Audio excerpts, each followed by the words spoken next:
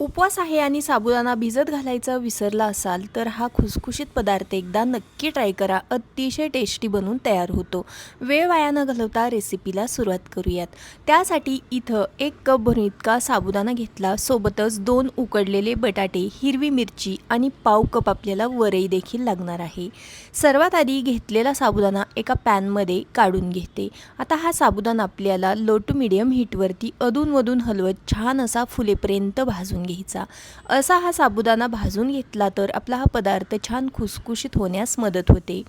तर इथं पहा, मंद आचेवरती हा साबुदाणा मी छान असा फुलेपर्यंत भाजून घेतला. पॅनमधून बाजूला काढते. तुम्हाला जर हा पदार्थ जास्त प्रमाणामध्ये बनवायचा असेल तर हेच प्रमाण तुम्ही दुप्पट तिप्पट करू शकता. 1 कप साबुदाण्यासाठी आपल्याला बरोबर पाव कप भरून इतकी वरई घ्यायची आहे. वरईलाच काही भागांमध्ये भगर असंही म्हटलं जातं. घेतलेली वरई देखील आपल्याला छान अशी फुलेपर्यंत भाजून घ्यायची. वरई भाजली की अशी ही पांढरी पांढरी दिसायला लागते बघा. अगदी छान फुललेली आहे. गॅस बंद करते आणि वरई देखील साबुदाण्यामध्ये काढून घेते. वरई आणि साबुदाणा एकत्रित न भाजता आपल्याला असं हे वेगवेगळं भाजून घ्यायचं आहे. कारण साबुदाणा भाजण्यासाठी जास्त वेळ लागतो तर वरई पटकन भाजली जाते. त्यामुळे हे सर्व साहित्य असं हे वेगवेगळं भाजून घेतलं तर ते छान भाजलं जातं.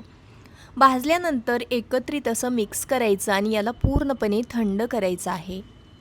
थंड झाल्यानंतर साबुदाणा आणि वरई एका मिक्सर जारमध्ये काढून घेते. आता हे दोन्हीही आपल्याला एकत्रित असं मिक्सरला बारीक करायचं आहे. बारीक करत असताना अजिबात पाण्याचा वापर करायचा नाही आहे. असं आपल्याला हे मिक्सरला बारीक करून घ्यायचं. म्हणजे साबुदाणा आणि वरईचं आपल्याला इथं पीठ तयार करून घ्यायचं आहे. साबुदाणा आणि वरईचं जेवढं बारीक असं पीठ बनवता येईल ना तेवढं बारीक पीठ बनवायचं आहे. आणि त्यानंतर आपल्याला हे पीठ चाळून घ्यायचं, जेणेकरून एखादा दुसरा मोठा कण असेल तो देखील यामध्ये गाळून राहील. तर इथं पहा, हे पीठ आहे ते मी एका चाळणीने चाळून घेतलेलं आहे. यापेक्षा थोडीशी बारीक चाळणी वापरली तरीही चालेल. तर या ठिकाणी साबुदाणा आणि वरईचं पीठ बनवून तयार झालेलं आहे.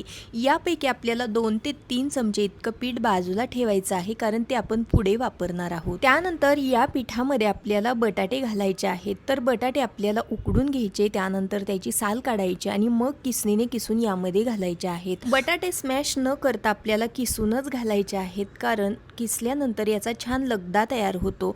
मॅश केल्यावर हे बटाटे जाडजाड राहतात. तसे बटाटे आपल्याला न घालता असे हे किसून घालायचे आहेत.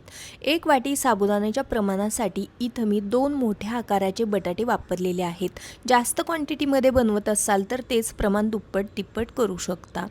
त्यानंतर यामध्ये मी चवीनुसार मीठ घातलं, सोबतच हिरवी मिरची पेस्ट घातलेली आहे. उपवासाला तुम्ही जिरे खात असाल तर जिरे घालू शकता. सोबतच यामध्ये मी 2 चमचे इतकं फ्रेश फेटून घेतलेलं दही घालते.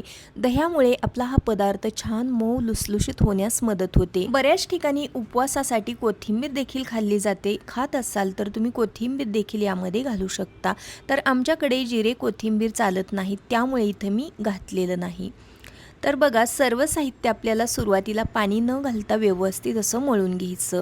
बटाट्यामध्ये भरपूर मॉइश्चर असतं, त्यामुळे लगेच आपल्याला यामध्ये पाणी न घालता असं हे मळून घ्यायचं आहे. या बटाट्याच्या मॉइश्चरमध्ये पीठ व्यवस्थित मळलं असेल तर एक्स्ट्रा पाणी घालावं लागत नाही. पण साबुदाणा भरपूर प्रमाणात पाणी ॲब्झॉर्ब करतो, कारण साबुदाणा भिजल्यानंतर तो आणखीन जास्त फुलला जातो. त्यामुळे थोडं एक्स्ट्राचं पाणी लागतं. तर आवश्यकतेनुसार पाण्याचा वापर करत असं हे पीठ मळून घ्यायचं.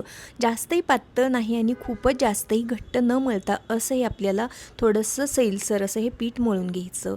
मळलेलं पीठ आपल्याला झाकण ठेवून 15 मिनिटांसाठी भिजवून घ्यायचं, कारण असं हे पीठ भिजवून घेतलं तर यामधला साबुदाणा आणखीन छान फुलला जातो. सोबतच वरई देखील छान भिजली जाते. चपाती बनवतो त्या आकाराचा एक गोळा घ्यायचा. हाताला चिकटत असेल तर हाताला थोडंसं तूप लावायचं आणि अशा पद्धतीने याला मऊ करून घ्यायचं.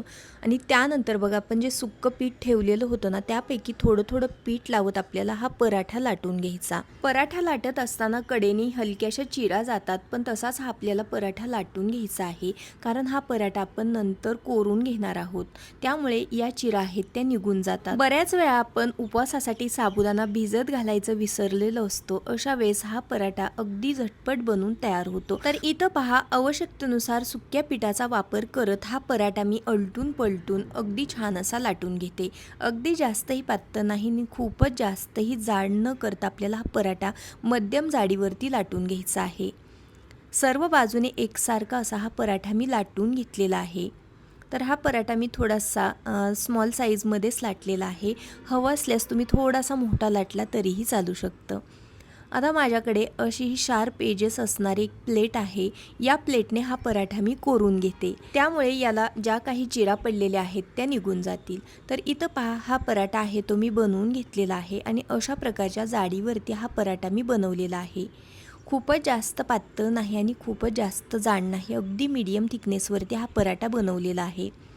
याच पद्धतीने मी 2-3 पराठे बनवून घेते आणि भाजण्यासाठी तव्यामध्ये घालते.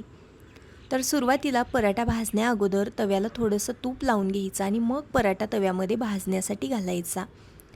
पराठा भाजत असताना वरून कापडाने हलकंसं प्रेस करायचं, त्यामुळे पराठा छान फुगला जातो. तर दुसऱ्या बाजूने हा पराठा मी पलटून घेते. सुरुवातीला हा पराठा थोडासा भाजू द्यायचा आणि मग कापडाने आपल्याला याला हलकंसं प्रेस करायचं. असं हे कापडाने आपण याला गोल गोल फिरवत थोडं थोडं प्रेस करून घेतलं तर पराठा छान फुगला जातो. आता याच्यावरून आपल्याला आवडीनुसार तूप लावायचं आहे. तर या पराठ्याला मला थोडंसं तूप जास्त आवडतं, त्यामुळे मी याला थोडंसं तूप जास्त लावणार आहे. पराठ्याची साईज बघा, अगदी थोडीशी पुरीप्रमाणे स्मॉल झालेली आहे. हवं असल्यास तुम्ही मोठ्या प्लेटने देखील हा पराठा कोरून घेऊ शकता, थोडी मोठी लाटी लाटून. अलटून पलटून दोन्ही बाजूने तूप लावून हा पराठा मी छान असा खमंग खरपूस भाजून घेतला. याच पद्धतीने 3 पराठे मी बनवून घेतलेले आहेत. त्यानंतर तुम्ही बघू शकता, बघता क्षणी समजत आहे की हा पराठा किती खुसखुशीत झालेला असेल ते. हा पराठा बनवायला तर खूपच सोपा आहे. अगदी झटपट बनवून तयार होतो. खाण्यासाठी अगदी खमंग लागतो. मऊ लुसलुशीत आहे, त्याचबरोबर खुसखुशीत देखील लागतो. अजिबात चिवट किंवा वातड होत नाही. बघा किती मऊ झालेला आहे हा पराठा. यामध्ये आपण वरई घातल्यामुळे हा पराठा अजिबात चिवट होत नाही. फक्त साबुदाण्याचा वापर केला तर पराठा चिवट होतो. त्यामुळे आपल्याला यामध्ये वरईचा वापर करायचा आहे. बघा, याचे अगदी अलगद असे 2 भाग होत आहेत. इतका हा पराठा छान बनून तयार झालेला आहे. असा हा मऊ लुसलुशीत आणि खुसखुशीत असा उपवासाचा पराठा तुम्ही दह्यासोबत किंवा उपवासाच्या चटणीसोबत खाऊ शकता. चवीला भन्नाट लागतो. तुम्ही देखील येत्या एकादशीला हा अतिशय टेस्टी लागणारा खुसखुशीत उपवासाचा पराठा एकदा नक्की ट्राय करा. तुम्हाला नक्कीच आवडेल अशी खात्री आहे. आजचा हा व्हिडिओ तुम्हाला थोडा जरी आवडलेला असेल तर व्हिडिओला प्लीज एक लाईक नक्की करा. चॅनेलवरती नवीन असाल तर सबस्क्राईब करा, कारण या चॅनेलवरती मी अशाच प्रकारचे नवीन नवीन व्हिडिओज घेऊन येत असते. तुम्हाला माझी ही उपवास रेसिपी कशी वाटली हे मला कमेंट करून नक्की सांगा. पुन्हा भेटूयात आपण अशाच एका नवीन आणि छानशा रेसिपीसोबत. तोपर्यंत बाय बाय.